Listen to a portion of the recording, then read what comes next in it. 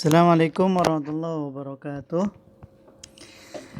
A'udzu billahi minasyaitonir rajim. Bismillahirrahmanirrahim. Allahumma shalli ala sayyidina Muhammad wa ali sayyidina Muhammad.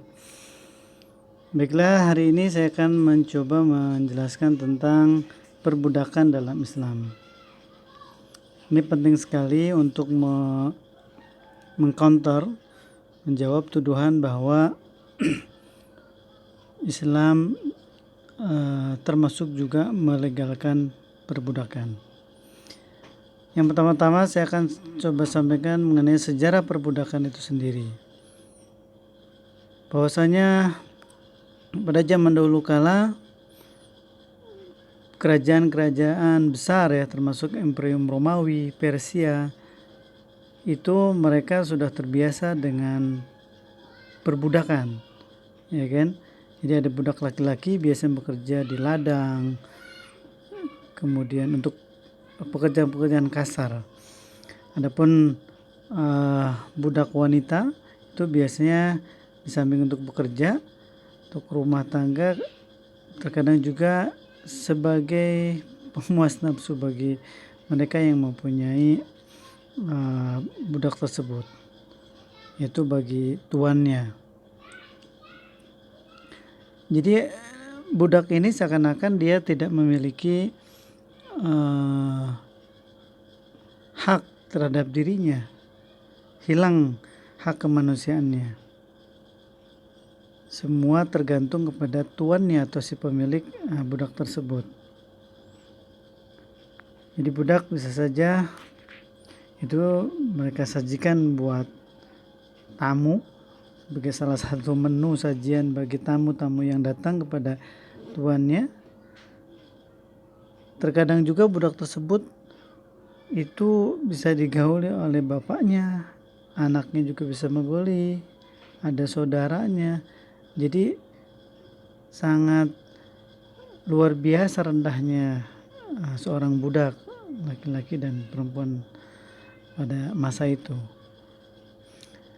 Nah, sebagian saudagar-saudagar Islam atau sebagian saudagar-saudagar dari negeri Arab pada saat itu, jazirah Arab yang biasa berdagang ke wilayah seperti Syam, ya, ke Habasa yang merupakan bagian kekuasaan dari Imperium Romawi atau Persia.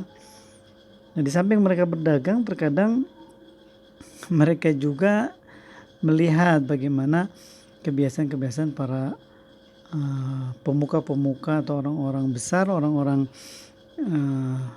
kaya dari kalangan Romawi tersebut dalam memperlakukan budak. Nah, sebagian saudagar dari Arab pun dia mengikuti dengan cara membeli, kemudian memperlakukan hal yang sama terhadap mereka. Nah, kemudian setelah Islam datang, barulah perbudakan ini diatur. Jadi mengatur perlakuan antara tuan dan budaknya atau hamba sahayanya. Karena Islam sebagai rahmat bagi seluruh alam, itu hak-hak dari budak, kemudian hak dari tuannya ini ada batasan-batasan tertentu dibandingkan perbudakan secara umum.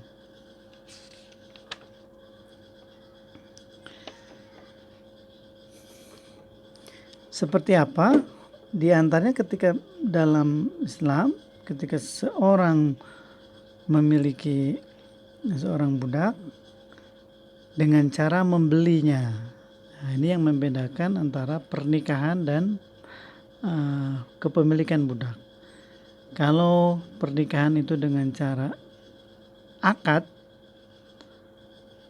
nikah, sedangkan budak itu dengan cara membeli.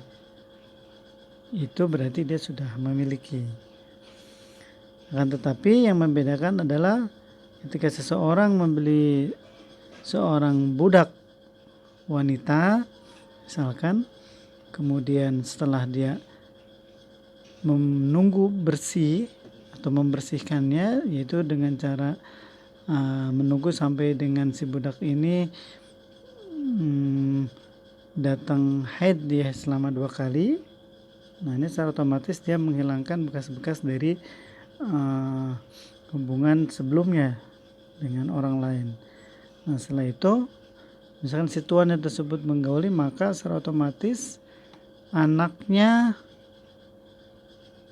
itu diharamkan menggauli si budak tersebut, baik orang tuanya masih ada atau orang tuanya sudah meninggal. Jadi wanita yang telah atau pernah digauli oleh orang tuanya atau bapaknya itu haram dia gauli. Termasuk juga untuk yang lain, ada saudara, ya kan, siapapun itu tidak boleh menggauli wanita yang sudah dimiliki oleh seorang tuan. Yang sebelumnya di luar Islam mungkin hal ini tidak terjadi, ya kan, siapapun bisa menggaulinya.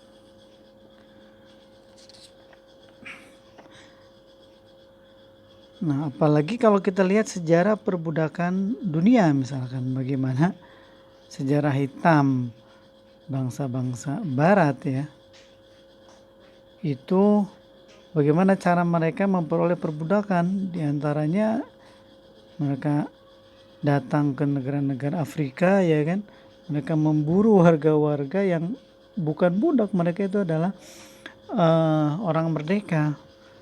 Kemudian setelah dia tangkap, kemudian dia jual belikan di pasar-pasar perbudakan. Nah, ini bisa dilihat di beberapa film Hollywood yang menceritakan tentang perbudakan. Ada film Pentaking dan beberapa film yang lainnya. Baik, itulah mungkin sekilas tentang sejarah perbudakan sebelum Islam dan perbudakan di dunia.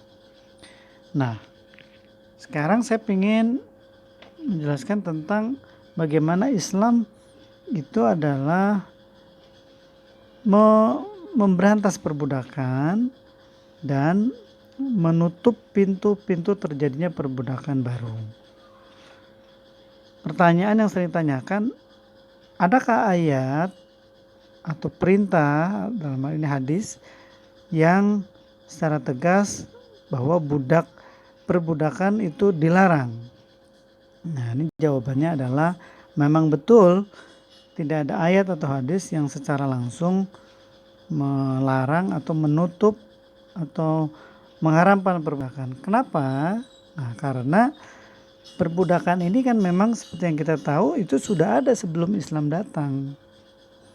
Dan kalau misalkan perbudakan ini dilarang secara langsung, otomatis mereka-mereka yang telah mengeluarkan dana atau uang yang cukup banyak untuk membeli perbudakan ini, dan mereka akan rugi karena budak kan dibeli.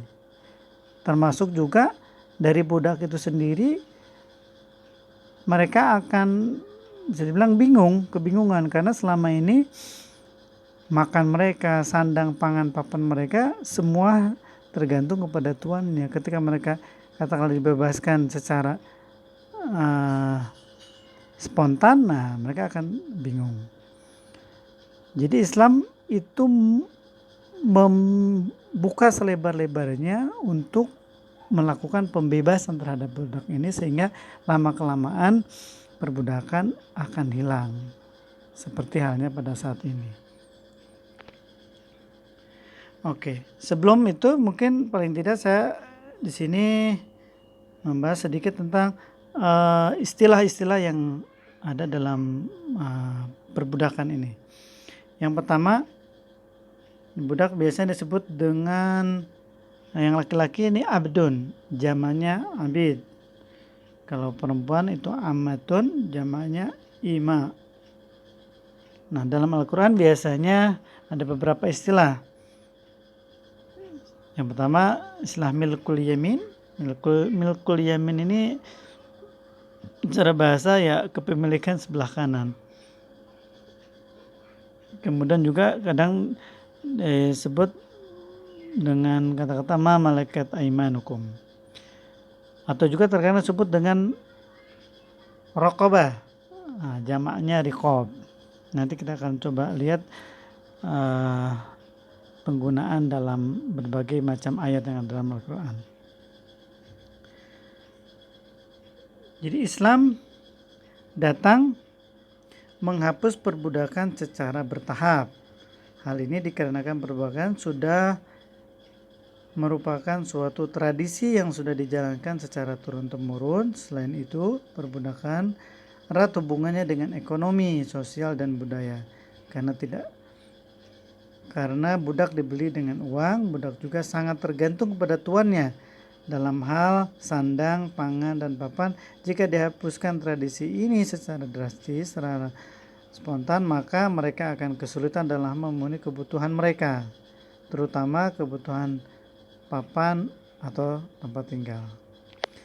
Maka Islam datang untuk membuka jalan-jalan pembebasan budak, dan Islam menutup semua jalan yang mengakibatkan terjadinya perbudakan. Apa saja jalan-jalan dan upaya-upaya Islam dalam pembebasan budak dan menghapuskan perbudakan dari muka bumi? Ada banyak ya di sini. Yang pertama, dengan sumpah kifarat atau kifarat sumpah. Jadi ketika seseorang melakukan sumpah, kemudian dia ingin membatalkan sumpahnya karena sumpahnya itu ternyata tidak baik, maka untuk menebus atau istilahnya kafarat ya, menebus sumpah yang telah dia ucapkan, dia diperintahkan salah satunya adalah dengan memerdekakan budak. Ya, seperti dalam surat Al-Maidah. Saya bacakan artinya.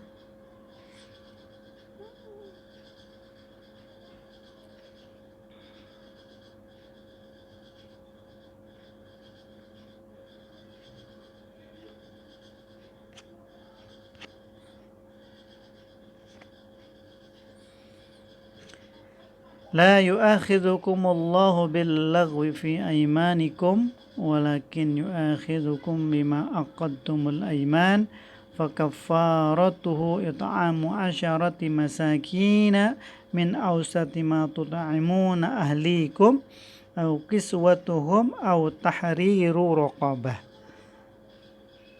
Nah, sini ada kata tahriru raqabah, membebaskan budak. Allah tidak menghukum kamu disebabkan sumpah-sumpahmu yang tidak dimaksud untuk bersumpah, tetapi dia menghukum kamu disebabkan sumpah-sumpah yang kamu sengaja. Maka kafarat atau melanggar sumpah itu kamu bisa dengan cara, satu, memberi makan 10 orang miskin, yaitu dari makanan yang biasa kamu berikan kepada keluargamu, atau memberi pakaian kepada mereka, atau memerdekakan seorang budak. Jelas ya di sini bagaimana salah satunya. Jadi ada beberapa pilihan. Kalau misalkan mereka ingin mengharapkan pahala yang besar, ya dia bisa lakukan misalkan dengan membebaskan budak, karena pasti lebih mahal dibandingkan dengan memberi makan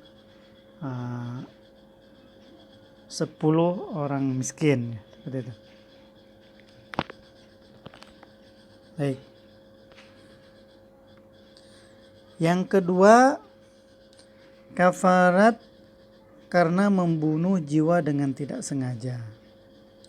Seseorang yang dengan tidak sengaja telah menghilangkan nyawa orang lain, maka dia diharuskan memerdekakan budak dan membayar diat atau denda kepada keluarga korban. Saya contohkan, misalkan ketika seseorang lagi berburu, dia hendak menembak atau memanah buruannya, tahu-tahu ketika dia melepaskan tembakannya, ternyata di situ ada orang. Dan akhirnya bukan buruan yang tertembak, tapi orangnya. Misalkan tidak kelihatan sebelumnya. Nah, ini membunuh dengan tidak sengaja. Nah, itu diwajibkan. Karena kan kalau sengaja dia harus dikisos. Tapi karena dia tidak sengaja maka dia harus menebus kafarat dan membayar diat. Kifaratnya yaitu dengan membebaskan budak. Nah, ini ada dalam surat An-Nisa. Ya.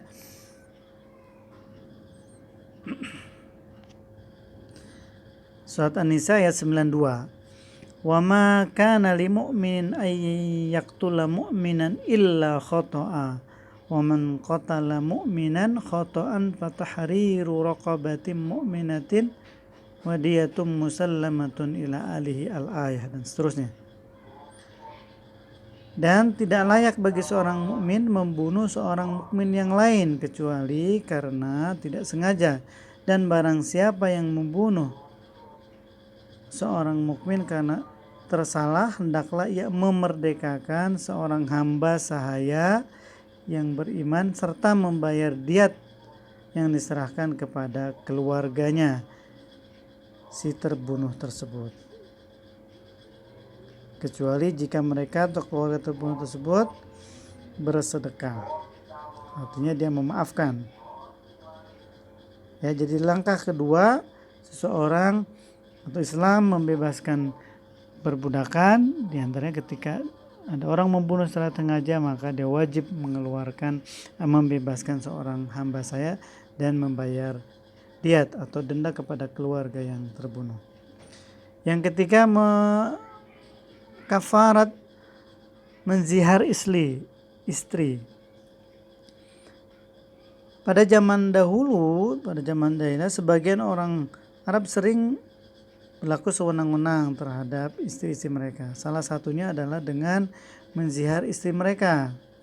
Apa itu yang dimaksud dengan menzihar? Menzihar adalah apabila seorang suami mengatakan kepada istrinya, engkau sekarang bagiku seperti punggung ibuku. Biasanya dalam bahasa disebutkan anta alayya ka zuhri ummi. Maksudnya dia menganggap istrinya itu sama seperti ibunya. Bukan sama dalam hal kebaikan, akan tetapi dimaksudnya adalah dia mengharamkan mengharamkan diri istrinya untuk digauli. Jadi si istri tersebut dibuat terkatung-katung, dicampuri tidak, diceraikan pun tidak. Islam melarang perbuatan zalim ini. Jika seorang melakukan hal ini maka dia harus mencabut pernyataan tersebut dengan membayar kafarat atau denda, salah satunya adalah dengan memerdekakan seorang budak. Ini bisa dilihat dalam surat Al-Mujadilah ya, ayat yang ke-3 sampai dengan yang ke-4.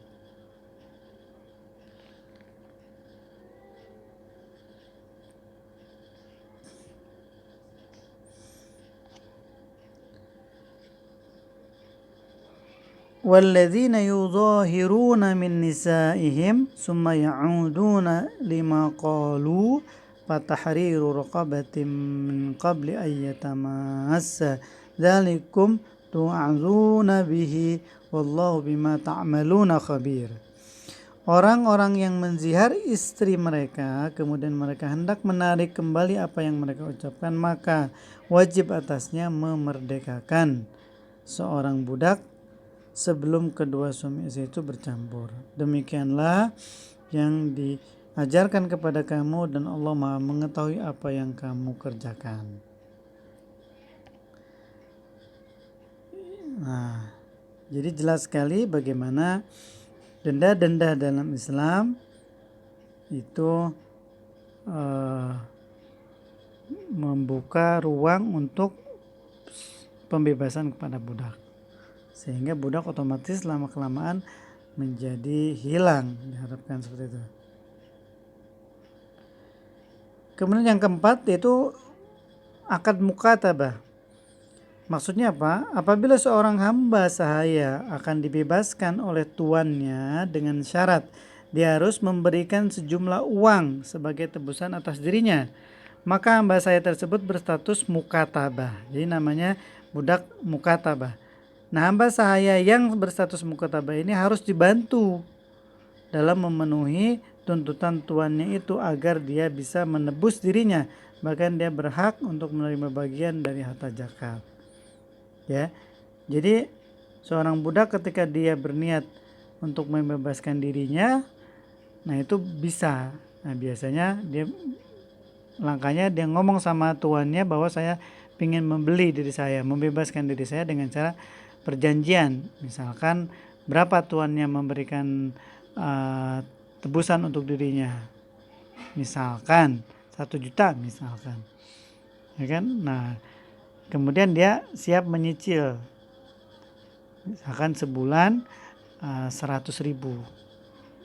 Nah jadi selama 10 bulan dia akan menebus dirinya ya bulan 100.000.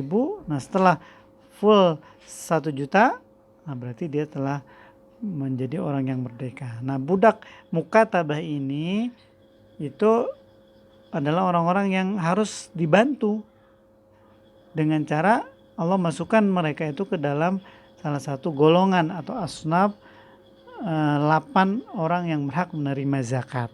Nah ini untuk meringankan, membantu budak-budak ini biar bisa cepat menjadi orang yang merdeka atau terbebas daripada perbudakan. Nah ini ada di dalam surat At-Taubah, ya. Surat At-Taubah.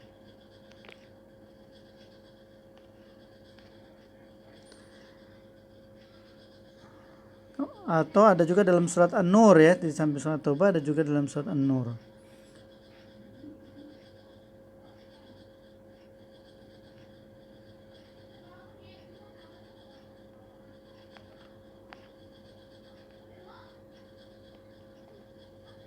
Mohon maaf, ini ada dalam surat Taubah, ya. Wal yasta'fifil ladzina la yajiduna nikahan hatta yu'allimullahu min fadlihi. Betul. Fadlihi wal ladzina yabtaghuna al-kitaba mimma malakat imanukum fakatibuhum in alimtum fihim khaira. Ya, ini surat An-Nur. Dan orang-orang yang tidak mampu kawin hendaklah menjaga kesucian dirinya sehingga Allah memampukan mereka dengan karunia. Dan budak-budak yang kamu miliki yang menginginkan perjanjian, hendaklah kamu buat perjanjian dengan mereka jika kamu mengetahui ada kebaikan pada mereka, dan berikanlah kepada mereka sebagian dari harta Allah yang dikaruniakannya kepadamu. Oke, itu ya. Ini namanya disebut dengan budak mukatabah, menjadi satu golongan dari 8 golongan yang berhak menerima zakat. Yang berikutnya yaitu kafarat bagi yang bersetubuh dengan istrinya. Yang selanjutnya adalah nomor 5, ya, kafarat bagi yang bersetubuh dengan istrinya di siang hari bulan Ramadan. Seorang yang melakukan hubungan suami istri di siang hari bulan Ramadan, maka dia harus membayar kifaratul udma, ini kifarat besar, ya, tebusan besar atas perbuatan tersebut. Salah satunya adalah dengan memerdekakan budak. Ini ditegaskan dalam riwayat atau hadis an Abi Hurairah radhiyallahu anhu qala bainama nahnu julusun inda Rasulullah sallallahu alaihi wasallam ija'ahu rajulun faqala ya Rasulullah halaqtu, qala malaka, qala waqa'tu ala imrati wa ana shaimun, faqala Rasulullah sallallahu alaihi wasallam hal tajidu raqaba tu'tikuha. Ya, di sini dari Abu Hurairah radhiyallahu anhu annahu qala, bahwasanya ketika kami duduk dengan Rasulullah, ada seorang datang, sama laki-laki datang kepada Rasulullah, dan dia berkata, ya Rasulullah, aku telah celaka ya Rasulullah. Kenapa kamu? Aku telah mendatangi istriku dan aku sedang berpuasa, maksudnya puasa Ramadan. Faqala Rasulullah, maka Rasulullah berkata, hal tajidu raqbatan, apa kamu punya budak? Nah, kalau kamu punya budak, sini tu'tikuha, maka merdekakanlah budak tersebut. Nah, kalau misalkan nggak punya, di sini dijelaskan hadis tersebut bisa dengan berpuasa Ramadan atau juga bisa juga dengan memberikan makan orang miskin. Tapi yang didahulukan adalah memerdekakan budak. Yang keenam, ummul walad. Ya, ummul walad atau ibu dari si anak. Maksudnya istilah ini sangat masyhur di kalangan kitab-kitab fikih. Maksudnya adalah jika seorang budak perempuan digauli oleh tuannya, kemudian dia melahirkan seorang anak dari tuannya tersebut, oleh karena si anak terlahir merdeka, maka si ibu pun otomatis menjadi merdeka. Istilah ini diambil dari suatu riwayat dari Ibnu Abbas, ya kan, yang seperti yang dikutip oleh Imam Baihaqi dengan redaksi sebagai berikut, ya kan. Dekat Ummu Ibrahim inda Rasulullah SAW waqala a'taqaha waladuha. Dari sini ya yang dimaksudkan adalah Ummu Ibrahim, maksudnya di sini Sofiyah ya. Jadi ketika istri Rasulullah yaitu Sofiyah yang berstatus sebagai budak, nah ketika melahirkan Ibrahim ya anaknya, faqala a'taqaha waladuha, maka dimerdekakan dengan kelahiran budaknya tersebut, dengan kelahiran anaknya tersebut. Jadi Sofia yang asalnya dia seorang budak, karena kelahiran anaknya yaitu Ibrahim, maka beliau menjadi merdeka. Ya, disebut dengan ummul walad atau ibu dari si anak yang dilahirkan dari tuannya. Baik. Dari sini kita dapat pahami mengapa pada waktu itu beberapa kali turun ayat Al-Quran yang mengizinkan seorang tuan menggauli budak perempuan, itu di KS 4 ya, di surat ayat 3 dan 24, kemudian surat 23 ayat 6, kemudian surat 33 ayat 50 dan 52, kemudian surat 70 ayat 30.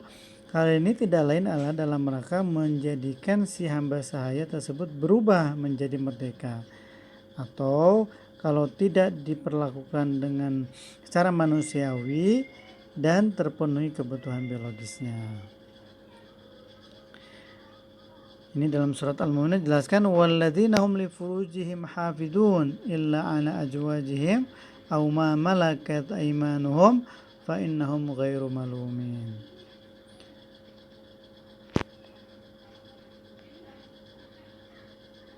Al-ayah.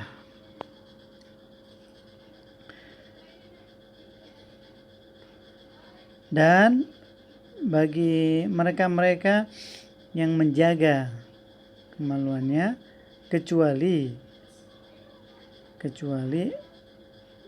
untuk budak-budak yang mereka miliki, maka itu tidak terlarang kepada mereka untuk menggaulinya. Ya, itu salah satu ayat dalam surat Al-Mu'minun. 7 anjuran secara umum untuk memerdekakan budak. Nah, secara umum Allah SWT menjelaskan bahwa memerdekakan budak atau hamba sahaya adalah merupakan suatu perbuatan mulia yang akan meningkatkan derajat seseorang, walaupun hal ini merupakan suatu yang sulit. Ya, ini terdapat dalam surat Al-Balad. Falaqtahamal aqabah wa ma adraka mal aqabah fakku raqabah. Nah, di sini ada kata fakku raqabah, artinya merdekakan budak. Nah, ini perintah secara umum.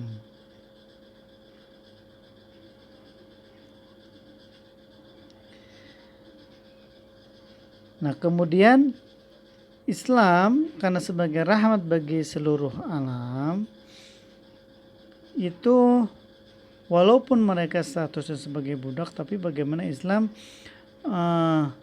memberikan penghormatan kepada mereka, karena sebenarnya kan walaupun mereka itu adalah statusnya budak, secara umum mereka pun adalah manusia yang secara otomatis sama halnya dengan tuannya.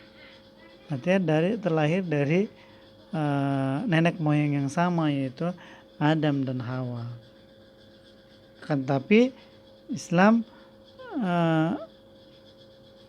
memberikan cara khusus bagaimana ketika menggauli atau istilahnya bergaul dengan mereka itu ada cara-caranya. Di antaranya mereka cara memanggilnya pun berbeda, jadi tidak direndahkan. Jadi setelah kita mengetahui bagaimana Islam datang membuka jalan-jalan untuk membebaskan budak dan menghapuskan perbudakan dan menutup segala jalan yang menyebabkan timbulnya kembali perbudakan, lalu bagaimana sikap seseorang yang masih memiliki budak pada waktu itu? Jika seorang masih memiliki budak, maka Allah SWT memerintahkan kepada mereka agar memperlakukan hamba saya tersebut dengan perlakuan yang baik. Ya, ini terdapat dalam surat An-Nisa di dalam ayat yang 36. Wa'budullaha wa la tusyriku bihi syai'a wa bil walidaini ihsana wa bizil qurba wal yatama wal masakin wal jari dzil qurba wal jaril junubi was sahibi bil jan wa ibnis sabili wa ma malakat aymanukum. Wa'budullah, dan beribadahlah kamu kepada Allah, wala tusyriku bihi syai'a, janganlah engkau musyrik atau mensekutukan Allah terhadap segala sesuatu. Wabil walidaini ihsana, dan kepada orang tua hendaklah kalian berbuat baik. Wabidil qurba wal yatama wal masakin, termasuk juga kepada keluarga dekat, anak yatim, orang-orang miskin, al-jaril tetangga dekat, wal jaril junub tetangga jauh, wasahibi bil jam wabnis sabil, ya. Kemudian ada wama malakat aimanukum, dan juga terhadap budak-budak yang kamu miliki. Dan juga Rasulullah menerangkan dalam suatu hadisnya, Nabi Dzarrin radhiyallahu an qala Nabi sallallahu alaihi wasallam, ikhwanukum khawalukum wa ja'alallaha tahta aydikum faman kana akhuhu tahta yadihi falyut'imhu mimma ya'kulu wal yulbishu mimma yalbas wala tukallifuhum ma yaglibuhum fa in takfuluhum fa'inuhum. Dari Abu Dzar radhiyallahu anhu, dalam saudara itu maksudnya adalah hamba saya adalah pembantu bagi kalian, yang mana Allah jadikan mereka saat ini berada di bawah kekuasaan kalian. Maka barang siapa yang saudaranya berada di dalam kekuasaannya, hendaklah ia memberi makan kepada mereka, maksud kepada hamba saya tersebut, seperti apa yang ia makan, dan memberi pakaian kepada mereka seperti apa yang ia pakai. Artinya jangan dibeda-bedakan, dan janganlah kalian membebani mereka dengan suatu pekerjaan yang tidak mereka sanggup, ya. Dan ketika mereka tidak sanggup, maka bantulah mereka. Hadis riwayat Bukhari dan Muslim. Bahkan bukan itu saja, dalam perlakuan kita diperintahkan untuk berbuat baik kepada mereka, sampai dalam cara memanggil mereka pun kita tidak bolehkan lagi memanggil mereka dengan cara budakku atau hamba sahayaku, akan tetapi panggillah mereka dengan pemudaku atau pemudiku, buat yang budak perempuan atau amat. Anna Rasulullah sallallahu alaihi wasallam qala la yaqulanna ahadukum abdi wa amati kullukum abidullah wa kullu nisaikum Allahi walakin liyaqul gulami wa jarati wa fataya wa fatati. Janganlah salah seorang di antara kalian memanggil hai hamba sahayaku, karena kalian semua adalah hamba-hamba Allah. Akan tetapi panggillah mereka dengan panggilan hai pemudaku atau pemudiku. Apalagi dalam kedudukan di mata Allah SWT, maka semua manusia tidak dipandang status mereka apa, apakah mereka orang yang merdeka atau orang yang hamba sahaya. Allah hanya memandang kepada ketakwaannya mereka. Ini bisa dilihat dalam surat Al-Hujurat, ya, ayat 13, ya ayuhan nasu inna khalaqnakum min dzakarin wa untha wa ja'alnakum syu'uban wa qabaila lita'arafu inna akramakum indallahi atqakum innallaha alimun khabir. Wahai sekalian manusia, sungguhnya kami menciptakan kau dari laki-laki dan perempuan dan menjadikan engkau menjadi berbangsa-bangsa dan bergolongan untuk saling mengenal. Sesungguhnya yang paling mulia di antara kalian di sisi Allah adalah karena ketakwaannya. Sesungguhnya Allah SWT mengetahui atas segala sesuatu.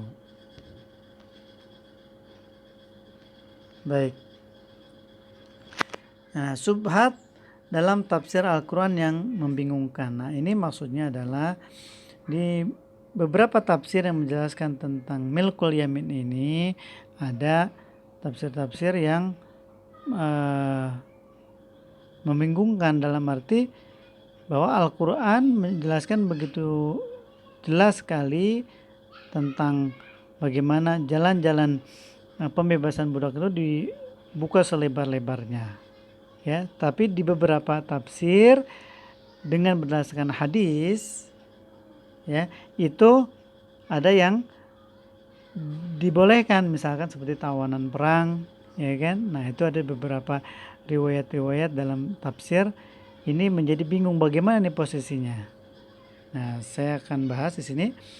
Jadi setelah kita membaca dan mengerti duduk persoalan dari permasalahan budak atau hamba sahaya seperti yang kita telah jelaskan di atas, di mana Allah SWT telah membuka jalan-jalan yang membebaskan budak dan menghapus perbudakan di muka bumi, dan Allah telah menutup rapat pintu perbudakan sehingga tidak ada satu ayat Al-Quran pun yang mengizinkan seorang memperbudak orang lain yang Allah SWT lahirkan dari perut ibu mereka dalam keadaan merdeka. Keadaan ini kalau kita analogikan seperti kita menguras bak air, di mana kita kuras atau keluarkan air di dalam bak tersebut melalui beberapa lubang yang kita buat di tepi dasar bak tersebut. Maka air yang ada di dalam bak tersebut akan cepat habis dan kering. Akan tetapi lain ceritanya kalau saat kita menguras bak tersebut, pada saat yang sama bak tersebut tetap diisi dengan air dengan cara membuka keran yang ada di atas bak tersebut, maka sudah pasti air dalam bak tersebut tidak akan kering. Atau dengan kata lain, pengurasan bak menjadi sia-sia seperti main-main. Maksudnya ayat Al-Quran menjelaskan sudah menutup membuka pintu pembebasan budak, ya kan? Nah, kalau misalkan ada riwayat yang membolehkan perbudakan baru, nah ini seakan-akan ayat-ayat yang jelas tadi itu tidak berfungsi gitu kan. Nah, ini seperti apa? Kita akan bahas berikutnya.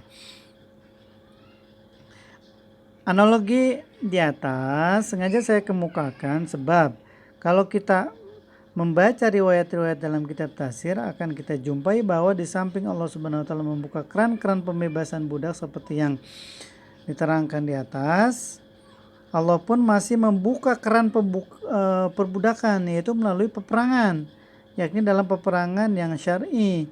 Para tawanan perang bisa dijadikan budak dan para wanitanya bisa digauli setelah menunggu satu kali masa datang bulan atau menstruasi.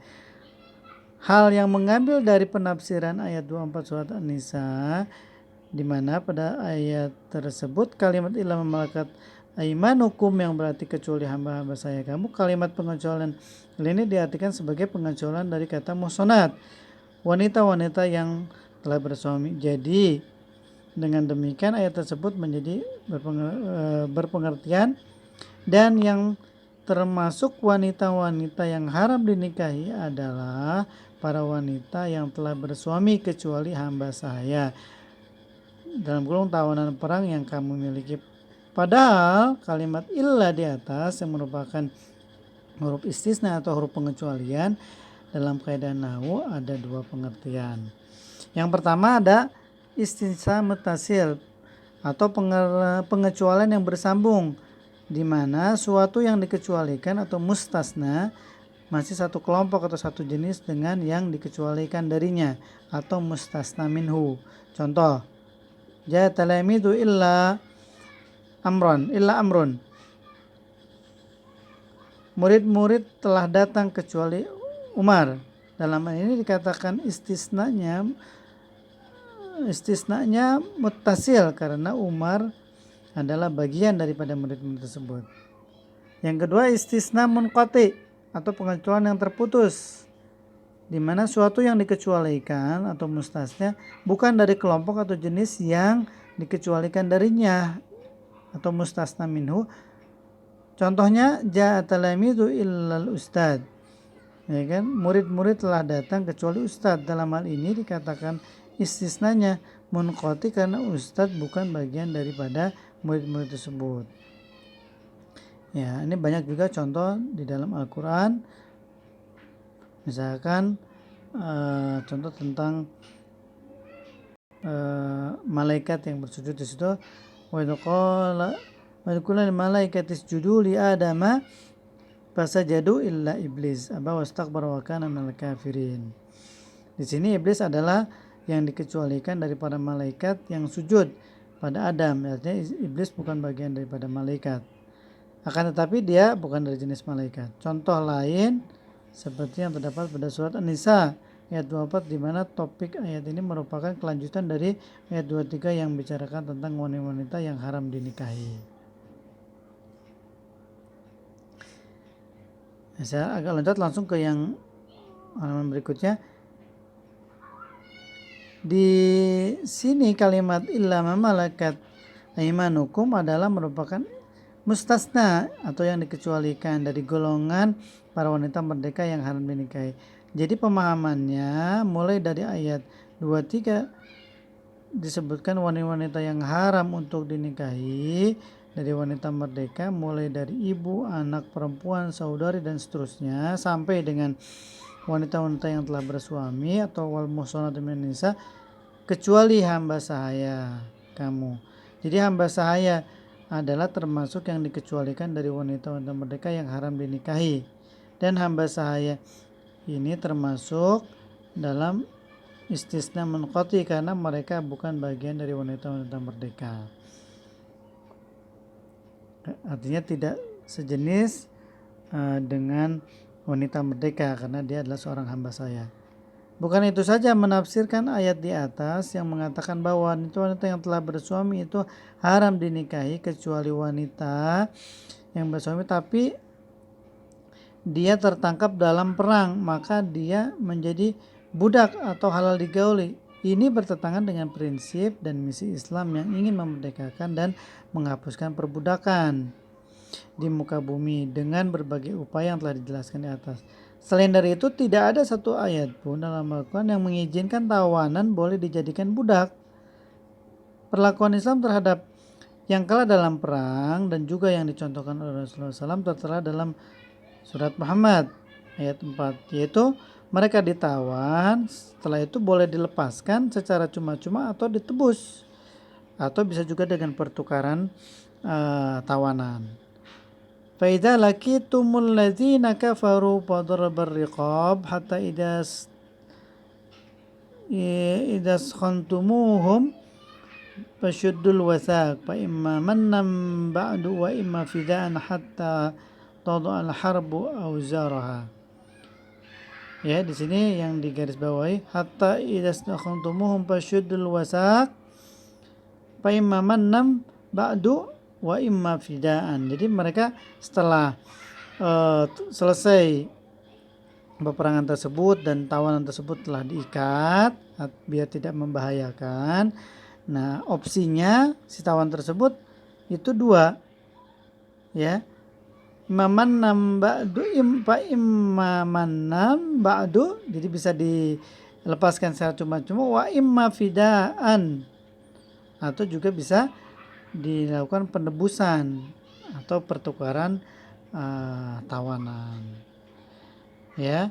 Jadi intinya dengan demikian apabila kamu berjuang menentang orang-orang kafir dalam peperangan jihad, maka pancunglah lehernya, sehingga apabila kamu telah mendapat menaklukkan dan mengalahkan mereka, maka tawanlah mereka. Setelah selesai pertempuran itu, maka terserah kamu apakah kamu hendak memberi kebebasan, artinya kepada orang-orang yang tawanan itu dengan cuma-cuma, atau membebaskan dengan cara mengambil tebusan. Tindakan yang demikian terhadap golongan kafir tersebut sehingga berakhir peperangan jihad itu dan lenyaplah sebab-sebab yang menimbulkannya. Demikianlah diperintahkan kamu melakukannya, dan sekiranya Allah menghendaki tentulah Ia membinasakan mereka dengan tidak payah kamu memeranginya. Tetapi Ia diperintahkan kamu berbuat demikian karena hendak menguji sebagian kamu terhadap sebagian yang lain.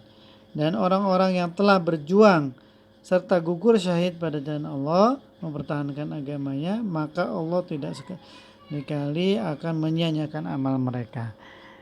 Baik, jadi kesimpulannya bahwa riwayat-riwayat yang menjelaskan ya tentang, di situ disebutkan bahwa mereka datang ketika selesai perang, kemudian ada seorang wanita yang bersuami kemudian menjadi tawanan, ada yang datang kepada Rasulullah ya dan bertanya kepada Rasul bagaimana status wanita ini, apakah boleh digauli. Dalam riwayat tersebut Nabi bilang boleh digauli. Nah, ini kita anggap bahwa atau kita nilai bahwa riwayat tersebut merupakan riwayat yang palsu ya, karena bertentangan dengan makna yang ada di dalam Al-Quran. Nah, jadi ketika wanita atau orang-orang yang tertawan dalam perang, setelah mereka selesai perang, nah itu mereka bukan dijadikan budak, tapi ada dua pilihan, apakah dibebaskan secara cuma-cuma atau diadakan penebusan, atau juga bisa juga dilakukan pertukaran tawanan. Terima kasih atas segala perhatiannya. Mohon maaf atas segala kekurangannya. Wallahu a'lam bishawab. Wassalamualaikum warahmatullahi wabarakatuh.